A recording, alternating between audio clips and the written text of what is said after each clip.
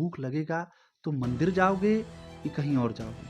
तो इस तरीके की बातें महाराज कहाँ से आ रही हैं? जबकि वो ये भी कहते हैं कि हम कृष्ण जी के वंशज हैं। मैं उन पर कोई प्रतिक्रिया नहीं देना चाहता। मुझे नहीं लगता कि उन पर कोई प्रतिक्रिया देनी चाहिए। बिहार की जनता प्रतिक्रिया देती रहती है।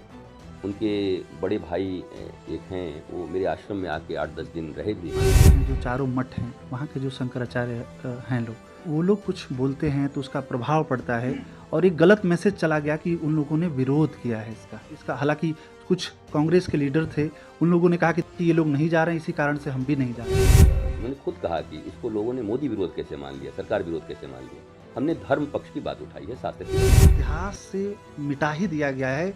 जो विश्व के इतिहास, वैश्विक स्तर पे जिस इतिहास को बताया जाना चाहिए, वो नहीं आज तक बताया गया। मैं गया वहाँ। तो 2-3 पीढ़ियाँ तो लग ही जाएँगी। किसी को बिगड़ने में भी इतनी पीढ़ी लगी है, तो बनने में भी 2-3 पीढ़ी लगेगी। पर लगे रहेंगे तो बन जाएगी बात। आज भी कुछ लोग ये निर्णय नहीं कर पा रहे हैं कि वो राम मंदिर के जो वहाँ पे उद्घाटन हो रहा है, वहाँ पे जाएँ कि नहीं जाएँ? तमाम मुद्दे हैं महाराज जी। युवाओं में जो जागरूकता है, जो नशाखोरी है या राष्ट्रवाद है, उसको लेके बहुत बड़ा काम कर रहे हैं, कई वर्षों से लगातार कर रहे हैं। बहुत-बहुत स्वागत है महाराज जी। और मेरे जीवन का वैसे तो बहुत साक्षात्कार हमने किया है, लेकिन ये मेरे लिए भी एक होगा कि मैं खुद को भी जानूँ, क्योंकि मेरे भी मन में कुछ प्रश्न हैं, उनको भी मैं पूछूँगा। तो देवरिया में आके कैसा लग रहा है? देवराहा बाबा की ये भूमि है, बड़े-बड़े संत यहाँ से निकले हैं। कैसा लग रहा है महाराज जी यहाँ पे आके? हमारे वृंदावन से बड़ा संबंध है देवरिया का, क्योंकि बाबा वहीं पर अपने विश्राम दिवस में रहे जी, जी। और पूरे भारत को आशीर्वाद और दुनिया को वहाँ से देते रहे। तो हम तो बहुत आनंदित हैं, आह्लादित हैं इस भूमि पर आकर। और देवरिया की भूमि बाबा के आशीर्वाद से रचा बसा है। जी, जी। उसके बाद यहाँ के लोग बड़े बुद्धिजीवी हैं और विवेकवान हैं, क्योंकि जहाँ सत्संग होता है, जहाँ संत और गुरु की प्रतिष्ठा होती है, वो जगह विवेकवान होता है। तो विवेकवान जगह पर आकर लोगों से मिलकर लौट आए राम में आकर मुझे आज बोलने का अवसर मिला और मैं बहुत अनुग्रहित महसूस कर रहा हूँ कि सैकड़ों की संख्या में, हज़ारों की संख्या में लोगों ने बड़े ध्यान से सुना और उसको आत्मसात किया। तो मेरे लिए बहुत आनंददायक पल है देवरिया का यह प्रवास। एक बात है महाराज जी, जैसे अयोध्या की हम बात करें तो बहुत सारे प्रश्नों का जवाब तो आपने दे ही दिया है। लेकिन जैसे अयोध्या में बहुत सारी ऐसी चीज़ें हैं जो उस आंदोलन से जुड़े रहे, और इधर जो कुछ हुआ वो तो एक अलग विषय है, लेकिन उस समय भी देवी दीन पांडे हुए, चाहे उस तरीके के करोड़ों लोग हैं जो वहाँ पे शहीद हुए, लेकिन इतिहास से मिटा ही दिया गया है। जो विश्व के इतिहास, वैश्विक स्तर पे जिस इतिहास को बताया जाना चाहिए, वो नहीं आज तक बताया गया। मैं गया वहाँ पे, कवरेज किया, मैं बहुत रो रहा था ये सब देख के कि आखिर हमें पता क्यों नहीं है ये सब चीज़ें महाराज जी। मुझे लगता है देश के प्रति सबसे बड़ा, राष्ट्र के प्रति सबसे बड़ा अपराध होता है उसके सच्चे इतिहास को छुपाना, उसके गौरवशाली परंपरा को, वीरत्व को छुपा देना। तो इस देश में बहुत समय तक कुछ लोगों ने इतिहास को बदला, जी। जिसके कारण हमारी स्थिति आज इतनी दयनीय हुई है। पर मुझे अब भरोसा है कि अब जो इतिहास लिखी जाएगी वो इतिहास बड़ी निष्पक्ष है। राष्ट्रवाद, रामवाद, मानवीय पहलू को ध्यान में रख करके जी। जो सत्य होगा वो लिखा जाएगा। और अगर नहीं लिखा जा रहा तो ये बड़ा दुख का बात है और समाज के संवेदनशील और चेतना संपन्न व्यक्तियों को जागृत होना चाहिए और इसकी डिमांड करनी चाहिए। इतिहास को युवा कैसे जाने, जो वास्तविक इतिहास है, क्योंकि तब ये सब कोर्स में शामिल है, एनसीईआरटी में भी लिखा गया है। सनातन धर्म के विरुद्ध बहुत सी बातें ऐसी हैं जो बाद में कोर्स से हटाई गईं। माँ जानकी के उस पे, चाहे बहुत सारी चीज़ें जो कहने लायक नहीं है, उचित नहीं है आपसे इस चीज़ की चर्चा करना, लेकिन आप जानते भी होंगे। तो ये सब चीज़ें कैसे, युवा आज तक यही पढ़ता रहा है, इसी की घुट्टी पीकर वो बड़ा हुआ है। प्राचीन काल के इतिहास की हम बात करें, चाहे वो वैदिक सभ्यता की बात हो, हड़प्पा काल की सभ्यता की बात हो, हमने जो कुछ भी पढ़ा है वो उसी तरीके से पढ़ा है जैसे सिस्टम ने पहले पढ़ाया है। तो जो बाल मन है, बाल मन पर अच्छा प्रभाव कैसे पड़ेगा महाराज जी? वो कैसे इतिहास को जाने, अपने इतिहास को कैसे जाने? जब राष्ट्रवादी लोग और सत्यवादी लोग समाज में होंगे तो पुनः वो इस बात की स्थापना करेंगे कि प्राचीन जो इतिहास छिपाए गए हैं, जी, उनको फिर से रिकवर करें और अपने युवाओं के पास, बालकों के पास उस इतिहास को रखें।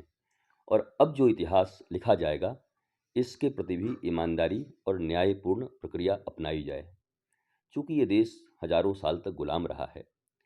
गुलाम का अर्थ ही होता है कि जो आपकी संस्कृति को नष्ट करते हैं, तभी गुलाम बना पाते हैं। तो हज़ार साल से तो केवल संस्कृति और इतिहास को नष्ट करने का ही काम हुआ है। जी, अब ऐसा लगता है कि भारत में सनातन संस्कृति के प्रति और धर्म के प्रति एक जागरूकता आई है। सरकार हो, जनता हो, स्वयंसेवी संस्थाएँ हों, सब मिलकर एक आम भारतीय भी चाहता है कि अब मैं अपने इतिहास को जानूँ, गौरव को जानूँ, सनातन संस्कृति को जानूँ और भारत कभी विश्वगुरु रहा था, क्या फिर हम विश्वगुरु बना पाएँगे? इसके लिए युवा भी जागृत हैं। तो एक धनात्मक साइन है, धनात्मक चीज़ें दिखाई पड़ रही हैं और हम सबको दृढ़ता से आगे बढ़ना चाहिए। गृहरी की तरह अपना योगदान देने से पीछे नहीं हटना चाहिए और हम देते रहेंगे अगर भारतवासी, तो 2-3 पीढ़ियाँ तो लग ही जाएँगी, क्योंकि जी, बिगड़ने में भी इतनी पीढ़ी लगी है, तो हुँ, बनने में भी 2-3 पीढ़ी लगेगी, जी। पर लगे रहेंगे तो बन जाएगी बात। महाराज जी, एक थोड़ा सवाल था थोड़ा-सा। जैसे हम लोग मानते हैं जो चारों मठ हैं, वहाँ के जो शंकराचार्य हैं लोग, तो वो एक सर्वोच्च स्थान है निश्चित ही कहीं न कहीं। लेकिन वो लोग कुछ बोलते हैं तो उसका प्रभाव पड़ता है और एक गलत मैसेज चला गया कि उन लोगों ने विरोध किया है इसका। तो अधिकांश जो हिंदू जनमानस है वो कहीं न कहीं कन्फ्यूज़न में आ गया था। उसको समझ में नहीं आ रहा था कि वो क्या करे? कई लोग इसका, हालाँकि कुछ कांग्रेस के लीडर थे, उन लोगों ने कहा कि ये लोग नहीं जा रहे हैं, इसी कारण से हम भी नहीं जा रहे हैं हुँ, अयोध्या। हुँ। देखिए, वो एक पूर्वांचल में एक बड़ी बात इधर की ही है कि रोने का मन था, तो बोले आँख में खुद आ गया, ऐसा खुदा कुछ ने। बोलते हैं। तो जिनको नहीं जाना था, उन्होंने शंकराचार्य और धर्म गुरु का आड़ ले लिया, ढाल बना लिया उनको। मैंने सुना है शंकराचार्य जी को, उन्होंने खुद कहा कि इसको लोगों ने मोदी विरोध कैसे मान लिया, सरकार विरोध कैसे मान लिया। हमने धर्म पक्ष की बात उठाई है, शास्त्र की बात उठाई है और न्याय यही है कि जो शास्त्र में है उस बातों को उठाएँ। इसको विवाद बनाया जा रहा है, तुल दिया जा रहा है। उन्होंने इसको विवाद बनाने से इनकार किया है शंकराचार्य ने, कहा है धर्म पक्ष की बात हमने उठाई है कि ऐसा-ऐसा होता तो अच्छा होता, ऐसा होना चाहिए। अब शास्त्र बड़ा गंभीर और बड़ा गहरा है भारत का। जी, बहुत सारे संप्रदाय हैं, बहुत सारे मत हैं, हरि अनंत, हरि कथा अनंता। तो मुझे लगता है कि संवाद के द्वारा बाद में बात निकल के आएगी कि ये भी धर्म सम्मत ही है और सब कुछ धर्म सम्मत हो रहा है।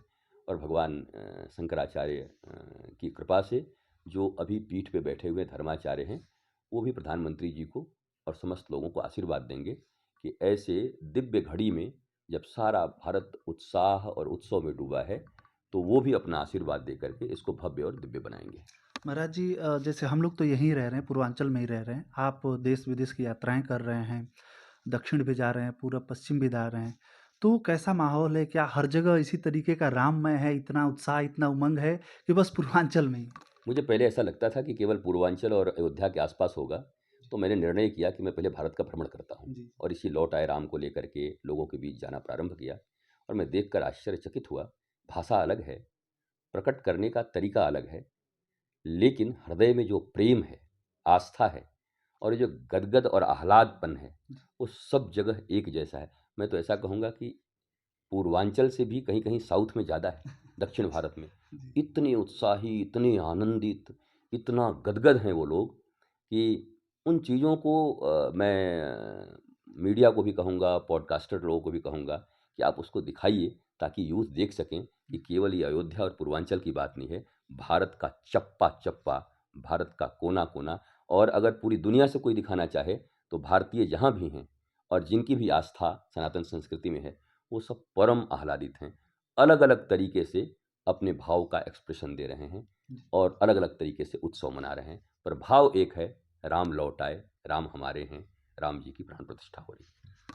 एक अंतिम सवाल महाराज जी, और थोड़ा-सा राजनीतिक सवाल ले सकते हैं क्या? हाँ, ले सकते हैं। जैसे आप युवाओं में बहुत प्रसिद्ध हैं, मतलब आपकी जो पारंपरिक एक पहचान है, अभी मैं एक लड़के से बात कर रहा था तो उसने कहा कि यार, हालाँकि वो विरोधी था, सनातन धर्म का विरोधी है, लेकिन उसने कहा कि इनको सुन के ऐसा लगा कि संत तो ऐसा ही होना चाहिए, केवल राष्ट्रवादी बात कर रहे हैं, कहीं से भी इनकी बातचीत में कमी आप नहीं निकाल पाएँगे।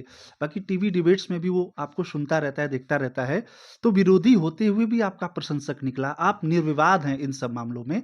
तो महाराज जी जो युवा है, युवा आजकल सोशल मीडिया पे देख रहा है, सनातन धर्म को लोग गाली दे रहे हैं, खुलेआम गाली दे रहे हैं। तो उस समय आप वृंदावन से भी जुड़े हुए हैं, तो उसी समय जो बिहार है, बिहार में तेजस्वी हैं, वहाँ पे सरकार में हैं। विपक्ष में रहते तो अलग बात है, लेकिन सरकार में रह के उन्हीं के मंत्री माँ सरस्वती को क्या-क्या कह रहे हैं और उन्होंने भी कहा है कि भूख लगेगा तो मंदिर जाओगे कि कहीं और जाओगे? तो इस तरीके की बातें महाराज कहाँ से आ रही हैं? जबकि वो ये भी कहते हैं कि हम कृष्ण जी के वंशज हैं। देखिए ये बात तो पूर्ण राजनीतिक भी है और भारत का भी बात है। वो एक प्रदेश में उप मुख्यमंत्री का शायद पद जी, जी। धारण करते हैं और मुझे ऐसा लगता है कि उनके बड़े भाई एक हैं, वो मेरे आश्रम में आके 8-10 दिन रहे भी हैं तेज और काफ़ी प्रेम तेज रखते हैं प्रताप। मेरे से, हुँ। तेज प्रताप जी। और वो वृंदावन में घूमते रहते हैं हुँ, और हुँ। बड़ा आनंद लेते हैं। अब राजनीतिक कारणों से बहुत सारे बयान शायद उनको देने पड़ते होंगे और वो दे रहे होंगे। लेकिन मुझे ऐसा मेरा मानना है कि इस प्रकार के बयान दे कर के सनातन धर्म को कमज़ोर ही किया जाता है कि मंदिर भूख लगेगी तो मंदिर जाओगे कि यहाँ जाओगे, ये तो सबको पता है। भूख लगेगी तो माँ के आँचल के पास जाएँगे, माँ से रोटी माँगेंगे, छोटा बच्चा जाएगा। सोने का मन होगा तब भी माँ के पास जाएँगे, खेलने का मन होगा तो दोस्तों के पास जाएँगे। जी, सब जगह अलग-अलग बने हुए हैं।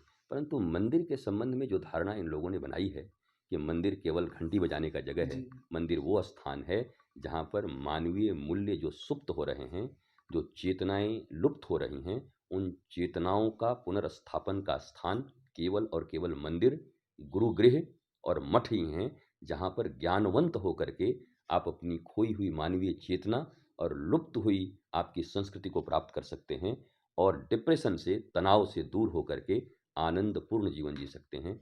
तो मुझे लगता है उनको इस विषय में ध्यान देना चाहिए और अध्ययन करने चाहिए उनको भारतीय शास्त्रों का। जी।